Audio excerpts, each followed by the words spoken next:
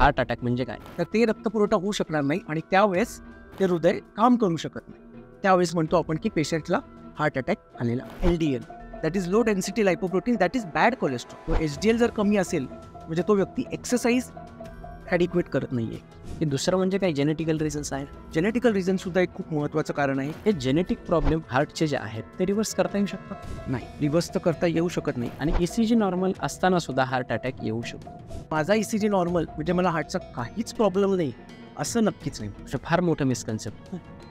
Blockage का होतं, कसं होतं, कुठे होतं? तर आपल्या हृदयाची जी रक्तवाहिनी असते किती टक्के ब्लॉकेज झाल्याच्या नंतर अँजिओप्लास्टी वगैरे करायला पेशंटला घेतलं पाहिजे? 80% पेक्षा जास्त असेल. गळ्यापासून ते बेंबीपर्यंत कुठेही पेन असेल तरी हार्टचा प्रॉब्लेम असू शकतो. ॲसिडिटीचा पेन आणि हार्टचा पेन काय फरक असतो दोघांमध्ये? जिम केल्याने किंवा वेट लिफ्टिंग केल्याने हार्ट मजबूत होतं? नाही. नॉनव्हेज खाणाऱ्यांना हार्टचे प्रॉब्लेम जास्त होऊ शकतात की व्हेज खाणाऱ्यांना?